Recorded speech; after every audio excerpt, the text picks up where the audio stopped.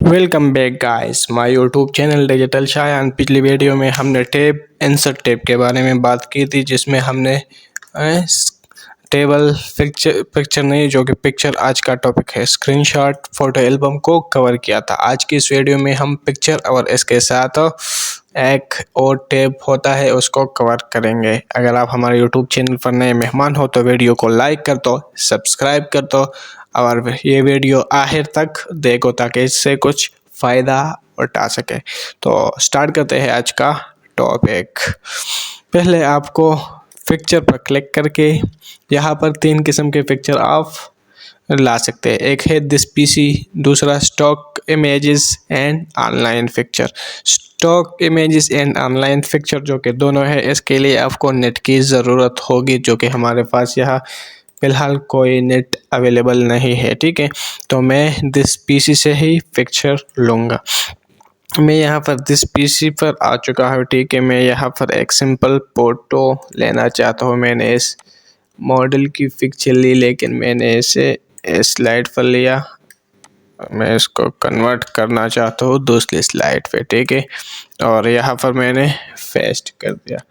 अब आपको मैं बता दूँ कि इसको कैसे हम एडिट करते हैं। ठीक है ना, यहाँ पर पिक्चर फॉर्मेट का एक टैब आ चुका है हमारे पास। पिक्चर फॉर्मेट के टैब में आप अगर देखो तो यहाँ पहला टूल है रिमूव बैकग्राउंड।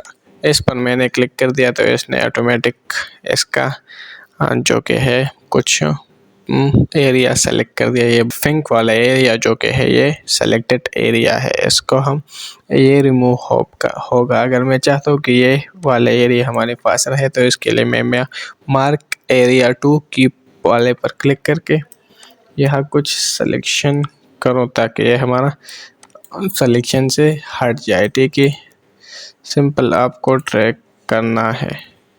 अब आप चाहते हो कि ये भी हो जाए तो सिंपल, अब हमारा जो कि पर्सन है वो सेलेक्टेड नहीं है, और इस पर अगर मेरे पास ये एरिया सेलेक्ट हो गया और मैं चाहता हूँ कि ये एरिया दोबारा से सिलेक्शन में आ जाए, अब सिलेक्शन के बाहर है तो आप यहाँ देख सकते हो। ठीक है ना, तो इस तरह आप इसको अप्लाई कर सकते हो। ये अब जो कि है, अगर मैंने कुछ काम किया, आप चाहते हैं कि ये मुझे नहीं करना, मुझे बाय डिफ़ॉल्ट जाना है तो इस पर क्लिक कर दो, लेकिन मुझे इस पर क्लिक करना नहीं, मुझे कीप चेंजेस करना है।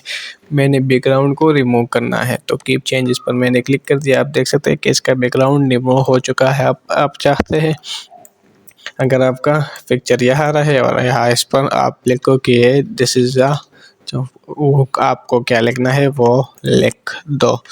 पिक्चर जो कि मोस्ट इम्पोर्टेंट है हमारे प्रेजेंटेशन के लिए और फॉर फाइंड में, इससे देखने वाले को आसानी से समझ आती है। ठीक है, पिक्चर के लिए आपको बहुत सारे टूल्स या वेबसाइट मिल जाएंगे, आप वहाँ से डाउनलोड कर सकते हैं। ठीक है ना, दूसरा टूल जो कि है हमारा, हम पास्ट करने वाले हैं। ठीक है ना, मैंने इसको यहाँ से सेलेक्ट करके डाउन की तरफ ले जाते हो तो इसकी साइज़ कम और ज़्यादा होती जाएगी।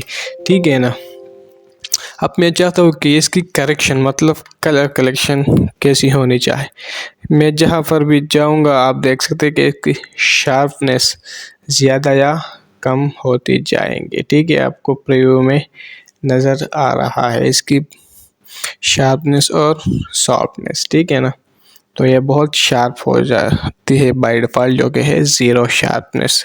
यहाँ पर ब्राइटनेस या कंट्रास्ट आप देख सकते हैं, अपने पर्सन या अपने मॉडल पर आप चेंज कर सकते हैं। ठीक है, तो मुझे ये वाला थोड़ा सही लगा। ठीक है, मैंने इस पर ओके कर दिया। ठीक है, इसके बाद आर्टिस्टिक इफ़ेक्ट, अगर आप चाहते हैं कि हमारा पिक्चर जो कि है आर्टिस्ट की तरह लगे या कुछ दूसरा तो आप यहाँ से अप्लाई कर सकते हैं, तो आपका पिक्चर जो कि है वो आर्टिस्ट की तरह ही दिखेगा। ठीक है, मतलब ये कि ये किसी आर्टिस्ट ने बनाई हुई है खुद हाथों से, लेकिन ये इसकी प्रीव्यू आपके कंप्यूटर के मुताबिक ही होगी। अगर रैम ज़्यादा है या स्पेसिफिकेशन हाई है तो आपको प्रीव्यू जल्दी मिलेंगी।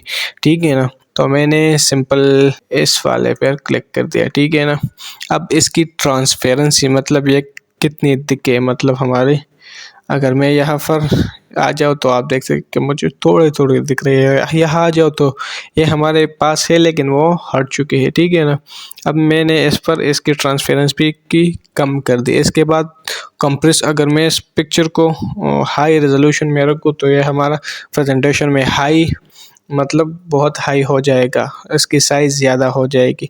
लेकिन मैं चाहता हूँ कि मैं इसको सिंपल क्या करूँ, विप के मुताबिक करूँ। तो यहाँ पर आके ओके पर क्लिक कर दो तो आपकी पिक्चर की साइज़ जो भी है वो कम हो जाएगी, ठीक है, इससे कंप्रेस हो जाएगी। इसके बाद चेंज पिक्चर, अगर आप चाहते हैं कि यह पिक्चर हमारा चेंज हो जाए तो आप यहाँ दिस पीसी पर क्लिक करके अपना पिक्चर चेंज कर सकते हैं, ठीक है ना।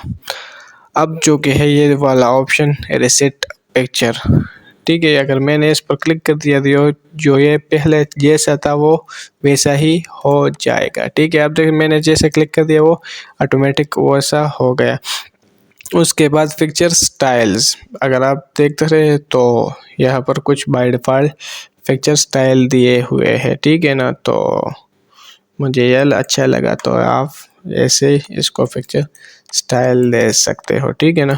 इसके अलावा पिक्चर बॉर्डर, इसकी बॉर्डर को आप चेंज कर सकते हैं। पिक्चर इफेक्ट जो कि हम आने वाली वीडियो में कंप्लीट से कवर करेंगे, पिक्चर इफेक्ट हो, ठीक है ना।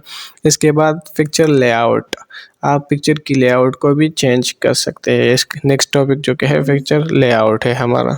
इसके बाद अल्ट टेक्स्ट, जो कि इसके साथ ये हमारा एक स्मार्ट आर्ट डिज़ाइन हो चुका है। ये हम स्मार्ट आर्ट के साथ की ही कवर करेंगे, ठीक है ना। हम यहाँ पर आके मैंने पिक्चर पर क्लिक कर दिया यहाँ पर फॉर्मेट में, तो इसके लेआउट हम ने चेंज की, ठीक है ना। अल्ट टेक्स्ट, मतलब अगर हमारे पास ये पिक्चर नहीं है तो आप यहाँ पर दे सकते हैं कि अल्टर टेक्स्ट, मतलब ये किसकी picture, no this is model picture. अगर हमारे पास ये पिक्चर अवेलेबल नहीं है दिस पीसी में या दूसरे पीसी में तो आपको ये टेक्स्ट शो करेंगे, ठीक है ना।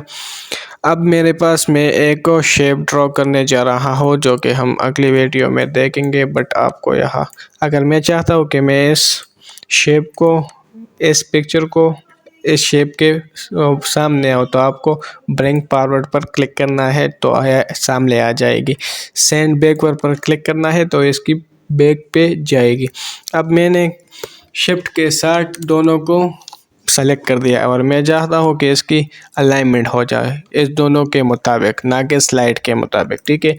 तो आप देख सकते हैं कि हमारे स्लाइड के मुताबिक ये एक दूसरे के सेंटर में आ चुके हैं। अगर राइट में क्लिक करें तो ये राइट में, मिडल में क्लिक करें तो मिडल में जाएगी, ठीक है ना। तो यहाँ पर एक चेक लिखा हुआ है अलाइन सेलेक्टेड ऑब्जेक्ट, मतलब जो सेलेक्टेड ऑब्जेक्ट है उसके मुताबिक, अलाइन स्लाइड के मुताबिक नहीं, ठीक है ना।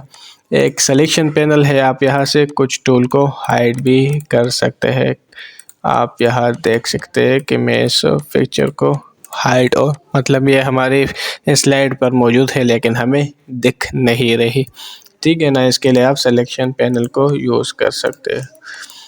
इसके अलावा जो कि है हमारे पास ग्रुप, अगर आप चाहते हैं कि मैं इसको ग्रुप करूँ तो इस पर जाके इसको ग्रुप कर दो। अब ये एक साथ मूव हो जाएगा एक ग्रुप के ज़रिए, ठीक है।